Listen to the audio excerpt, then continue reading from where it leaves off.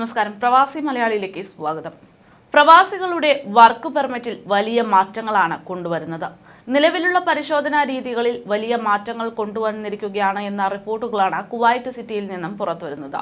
പുതിയതായി വന്ന നിർദ്ദേശപ്രകാരം കുവൈറ്റിൽ പ്രവാസികൾക്കുള്ള വർക്ക് പെർമിറ്റിന് വിദ്യാഭ്യാസ യോഗ്യതകളിലെ പരിശോധന കർശനമാക്കിയിരിക്കുകയാണ് എന്ന് മനസ്സിലാക്കാൻ സാധിക്കുന്നു. ഇതിനായി GCC രാജ്യങ്ങളിൽ നിന്നുൾപ്പെടെയുള്ള എല്ലാ പ്രവാസികളും വർക്ക് പെർമിറ്റ് എടുക്കാനോ പഴയത് പുതുക്കാനോ അവരുടെ വിദ്യാഭ്യാസ യോഗ്യത തെളിയിക്കുന്ന രേഖകൾ പരിശോധനയ്ക്ക് വിധേയമാക്കണമെന്നാണ് അറിയുന്നത്.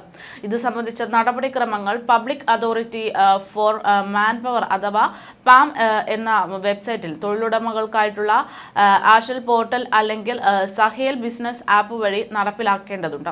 പ്രവാസികളായ പ്രൊഫഷണലുകളുടെ അക്കാദമിക് യോഗ്യത പരിശോധിച്ച് വർക്ക് പെർമിറ്റ് പുതുക്കുന്നതിനുള്ള ഓട്ടോമാറ്റിക് സംവിധാനമാണ് public authority of man power അഥവാ PAM.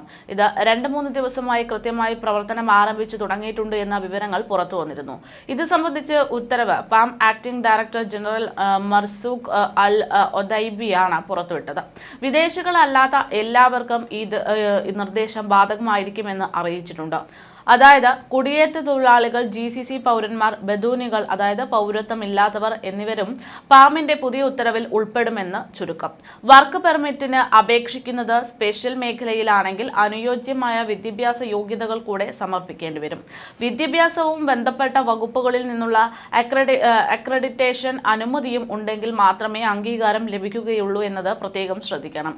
തൊഴിലുടമകൾ അഷാൽ പോർട്ടൽ അല്ലെങ്കിൽ സാഹേൽ ആപ്പ് വഴി ഇത്തരത്തിൽ കാര്യങ്ങളൊക്കെ വേണ്ടിയുള്ള അപേക്ഷകൾ നൽകാവുന്നതാണ്. അക്കാദമിക് യോഗ്യതകൾക്ക് 3 ഘട്ടങ്ങളാണ് ഉള്ളതെന്നാണ് റിപ്പോർട്ട്. ഒന്ന് ഡോക്ടറേറ്റ്, ഒന്ന് മാസ്റ്റേഴ്സ്, ഒന്ന് ബാച്ചിലേഴ്സ് അഥവാ ഡിപ്ലോമ.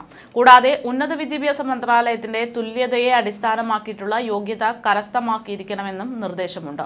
എഞ്ചിനീയറിംഗ് പ്രൊഫഷണലുകൾക്ക് സിസ്റ്റം വഴി അംഗീകാരം പരിശോധിച്ച ശേഷം കൃത്യമായിട്ടുള്ള നടപടിയുണ്ടാകും. എന്നാൽ നിലവിലുള്ള തസ്തിക മാറാത്തവർക്ക് വർക്ക് പെർമിറ്റ് പുതുക്കാൻ തടസ്സമുണ്ടാകില്ല എന്നും അറിയിക്കുന്നു. റിപ്പോർട്ടുകൾ പ്രകാരം ഇഷ്യൂ ചെയ്യൽ, പുതുക്കൽ അല്ലെങ്കിൽ പരിഷ്കരണം പോലുള്ള ഏതെങ്കിലും പ്രക്രിയയിൽ വിദ്യാഭ്യാസ നിലവാരവും അക്രഡിറ്റേഷൻ നിലയും ഓട്ടോമേറ്റ് സിസ്റ്റം വഴി പരിശോധിക്കുന്നുണ്ട്.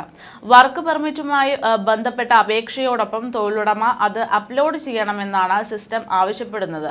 അങ്ങനെയെങ്കിൽ മാത്രമേ അക്കാദമിക് യോഗ്യത അറ്റാച്ച്മെന്റ് പരിശോധിക്കുകയുള്ളൂ.